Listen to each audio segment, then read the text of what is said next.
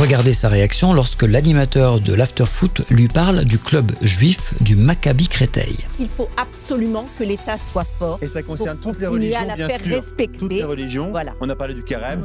Il y a aussi des clubs de confession juive qui sont ouvertes aussi, comme le Maccabi Créteil ou Sarcelles également. Oui, mais enfin, il n'y a pas de Et il y a comportement ostentatoire ou de comportement qui veut amener absolument l'autre. Vous parlez de prière. Non, mais il n'y a pas.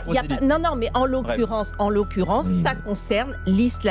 Ce qu'on a entendu et les déclarations, c'est sur l'islamisme. Déjà, le logo du club, le Maccabi Créteil, arbore l'étoile de David à 5 branches. Ostentatoire ou pas ostentatoire? Et regardez ce qui s'est passé en avril 2024 pour ce club de foot. Maillot frappé d'un croissant et d'une étoile, un club de foot de 7 sanctionné pour pratique communautaire. Revenons au Maccabi Créteil. Je vous lis cet extrait. Le Maccabi aspire à amener ses membres au moyen de l'éducation physique et spirituelle, à la compréhension de leurs responsabilités, à la participation à tous les devoirs nationaux du peuple juif. Les valeurs du judaïsme doivent être mises en valeur et enseignées au travers du sport. Une âme saine dans un corps sain, s'affirmer et représenter le peuple juif avec fierté. Allez, je vous laisse remplacer peuple juif par peuple musulman. Projet communautaire, le Maccabi Créteil se veut être le club de la communauté juive. Être fier de porter la Magen David sur le cœur et la respecter.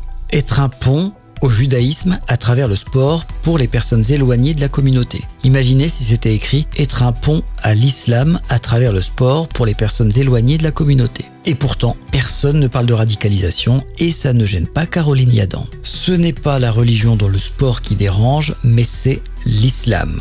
Rien d'étonnant d'ailleurs lorsqu'on connaît les positions de Caroline Yadan et de Julien Audoul concernant Israël et Gaza. Non mais franchement, j'insiste, mais imagine la réaction si un club musulman écrivait « Nous voulons éduquer nos jeunes dans les valeurs de l'islam et les relier aux devoirs de la Oumma ». Le club serait immédiatement accusé d'islamisme, voire de séparatisme. Et peut-être même de terrorisme, qui sait. Il y a clairement une stigmatisation, ce débat sur le voile dans le sport, c'est une diversion politique.